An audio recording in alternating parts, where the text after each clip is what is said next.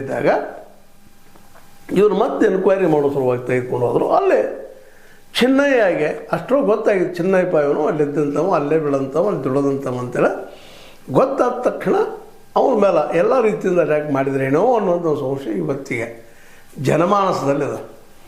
ಯಾಕಂತಂದ್ರೆ ಅಲ್ಲಿ ಅವ್ರಿಗೆ ಒಂದು ಹೇಳ್ತಾನೆ, ನಂತರದಲ್ಲಿ ಮತ್ತೊಂದು ಹೇಳಿಕ್ಕೆ ಶುರು ಮಾಡಿಬಿಡ್ತಾನೆ. ಇದು ನಿಮಗೂ ಗೊತ್ತದ, ಈಗ ಸಗಲ ಚರ್ಚೆ ಮಾಡಿದ್ದು ಯಾಕೆ ಹಿಂಗಾದ, ಯಾಕೆ ಬದಲಾದ.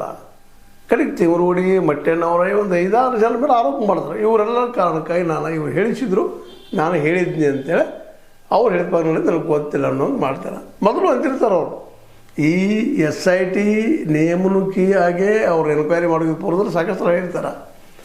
ಇಲ್ಲ ನಾವು ಜೀವ ಭಯದಿಂದ ನಾವು ಧರ್ಮಸ್ಥಳ ಬಿಟ್ಟು ಹೋಗಿದ್ವಿ, ಇವೆಲ್ಲ ಈ ಸೌಜನ್ಯಗಳದ್ದಾಗಿರ್ಬೋದು, ಇನ್ನುಳಿದ ಕೇಸುಗಳಾಗಿರ್ಬೋದು, ಇದರೆಲ್ಲ ಈ ಧರ್ಮಸ್ಥಳ ಧರ್ಮಾಧಿಕಾರಿಗಳ ಮ್ಯಾನೇಜ್ಮೆಂಟ್ ಕಾರಣದ ಅನ್ನುವಂಥ ಮಾತಾಡಿದರು ಅನ್ನುವಂಥದ್ದನ್ನು.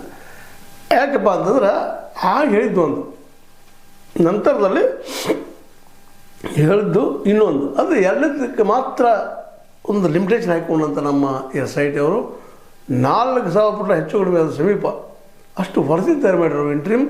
ಅದರಲ್ಲಿ ಏನಪ್ಪ ಅಂತಂದ್ರೆ ಆ 15 ದಿವಸದಲ್ಲಿ ಏನು ಸಿಗಲಿಲ್ಲ, ಏನು ಸಿಕ್ಕು ಅದ್ರ ಏನು ರಿಪೋರ್ಟ್ ಬಂತು ಏನೋ ಮಾಡಿ ಅದು ಸಬ್ಮಿಟ್ ಮಾಡಿದ್ದಾರೆ. ಈಗಾಗಲೇ ಅದರ ಆಧಾರ ಮೇಲೆ ಅದು ಕೆಲವೊಬ್ಬರು ಅದು ಚಾರ್ಜ್ ಶೀಟ್ ಅದು ಕರ್ಕೊಂಡ್ರು, ಮತ್ತೇನೋ ಒಂದರು. ಈಗ ಇಂಟ್ರಿಮ್ ರಿಪೋರ್ಟ್ ಅಂತ ಹೇಳ್ತಾ ಇದ್ದಾರೆ, ಮಧ್ಯಂತರ ವರದಿ ಅಂತೇಳಿ ಸ್ವತಃ SIT. ಅದರಲ್ಲಿ ಒಂದು ಪಾಯಿಂಟ್ ಮೇಲೆ ಟ್ರಸ್ ಏನಪ್ಪ ಅಂತಂದ್ರೆ, ನಾವು ಯಾರು ಸಲ ಸ್ಟಾರ್ಟ್ ಮಾಡಿದ್ವಿ ಅಂದ್ರೆ 64 ಅವರಷ್ಟು ನಾವು ಎನ್ಕ್ವೈರಿ ಮಾಡಿದ್ವಿ ಅಂದಂಗೆ ಅದು. ಬಟ್ ಸರ್ಕಾರದ ಆರ್ಡರ್ ಏನದಪ್ಪ ಅಂತಂದ್ರೆ, ಕಳೆದ 20 ವರ್ಷಗಳಲ್ಲಿ ಏನು ಸಾವುಗಳಿದ್ದಾವೆ ಇದ್ರದ್ದೆಲ್ಲ ರಿಪೋರ್ಟ್ ತಯಾರು ಮಾಡಬೇಕು ಅಂತೇಳಿ ಅದು ಮಾಡಿಲ್ಲ ಅಂದಾಗ ಅನಿವಾರ್ಯವಾಗಿ ಹೈಕೋರ್ಟ್ಗೆ ಹೋಗಿರುವಂಥ ಬಾಲನ್ ಅವರು